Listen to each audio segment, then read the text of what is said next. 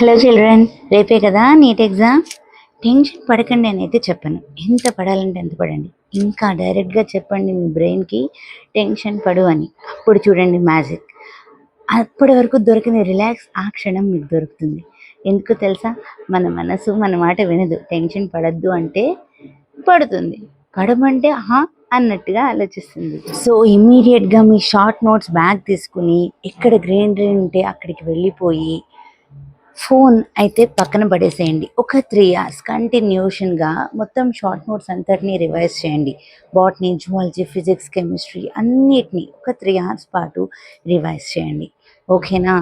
And ఈ రాత్రి నాకు తెలిసి మ్యాక్సిమం మీకు నిద్ర రాదు. సో మీరేం చేయాలి అని అంటే, మీ బెడ్రూమ్లో పడుకుంటే మీకు అదే టెన్షన్ ఉంటూ ఉంటుంది.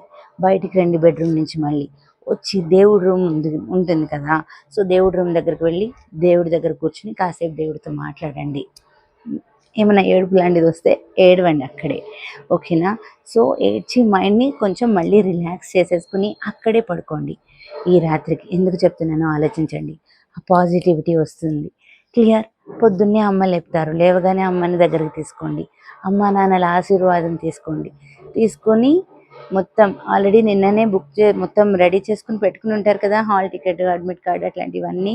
సో అవన్నీ పెట్టుకున్న కవర్ని ఒకసారి రీచెక్ చేసుకొని వాటర్ బాటిల్ కూడా పెట్టుకుని బయలుదేరండి. అండ్ వెళ్ళే ముందు అమ్మ చేతితో ఒక చిన్న బెల్లం ముక్క నోట్లో పెట్టించుకొని పాజిటివ్ వైబ్రేషన్స్ని క్యారీ చేసుకుంటూ ఎగ్జామ్ హాల్కి వెళ్ళండి. అండ్ ఎగ్జామ్ హాల్కి వెళ్ళగానే గబగబా టెన్షన్ పడితే ఎక్కడ బెంచ్ అన్ని ప్లేస్ చూసుకుని కూర్చోవటం కాదు. చుట్టుపక్కల ఒకసారి గమనించండి. అందరూ మనలాంటి వాళ్ళే ఉంటారు, అందరూ టెన్షన్ పడుతూనే ఉంటారు కదా. సో వాళ్ళకి మనకి పెద్ద తేడా ఏం లేదు, అందరూ ఒకటే. మనకి ఎగ్జామ్ టఫ్గా వచ్చింది అని అంటే అందరికీ ఎగ్జామ్ టఫ్గానే ఉంటుంది.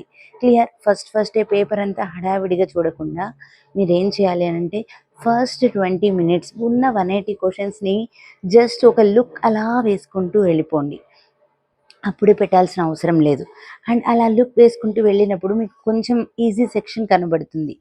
స్టార్ట్ చేయండి ఆ ఈజీ సెక్షన్తో. 40 seconds కన్నా ఎక్కువ ఏ బిట్ అన్నా తీసుకుంటుంది అని అంటే దాన్ని పక్కన పడేసేయండి. అట్లాంటివి ట్రాప్ చేసే బిట్స్.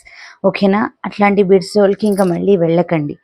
నెక్స్ట్ ఏం చేస్తారు అని అంటే, ఒక 30 minutes ఉండగానే మ్యాక్సిమం పేపర్ని కంప్లీట్ చేయడానికి ట్రై చేయండి. బబ్లింగ్ కరెక్ట్గా చేయండి. ఓకే? అండ్ లాస్ట్ మినిట్లో మళ్ళీ నెగిటివ్స్ పెట్టాలి అనిపిస్తూ ఉంటుంది. మైండ్ మనల్ని ఓకే ఇది అటెంప్ట్ చెయ్యి అన్నట్టుగా పిలుస్తూ ఉంటుంది. మ్యాక్సిమం అప్పుడు కూడా రైట్ అనిపిస్తే మాత్రమే పెట్టండి. దయచేసి నెగిటివ్ మాత్రం పెట్టకండి. ఎందుకంటే పేపర్ టఫ్గా వచ్చింది అని అంటే నెగిటివ్ పెట్టకుండా ఉన్న వాళ్ళ స్కోర్ అనేది ఏకదం ఇంక్రీజ్ అవుతుంది. సో మ్యాక్సిమం మీకు ఎన్ని బీట్స్ వస్తే అన్ని మాత్రమే పెట్టిరండి. అదే మంచిది 100%. ఓకేనా?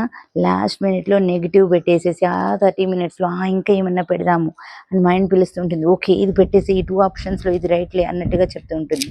వినకండి. క్లియర్? సో కరెక్ట్ అనిపిస్తే మాత్రమే పెట్టండి. అండ్ నెక్స్ట్ ఎగ్జామ్ సెంటర్ నుంచి రిలాక్స్డ్గా బయటకైతే వచ్చేస్తాం. అప్పుడు మళ్ళీ ఒకసారి అని చూడండి. ఇప్పుడు ఒకసారి టెన్షన్ పడు అని మీ బ్రెయిన్కి చెప్పండి.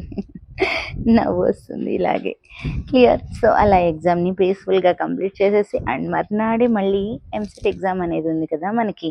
క్లియర్? సో ఇంటికి వచ్చేస్తారు. మ్యాక్సిమం నైట్ 8 కూడా అవ్వచ్చు ఇంటికి వచ్చేసేసి రిలాక్స్డ్గా నిద్రపోయి పొద్దున్నే లేచి నెగిటివ్ మార్కింగ్ లేని ఎంసెట్ ఎగ్జామ్కి హ్యాపీగా చిల్గా వెళ్ళిపోండి. ఓకేనా? సో ఎగ్జామ్ బాగా రాసేయాలి అని కోరుకుంటూ మనస్ఫూర్తిగా all the very best children.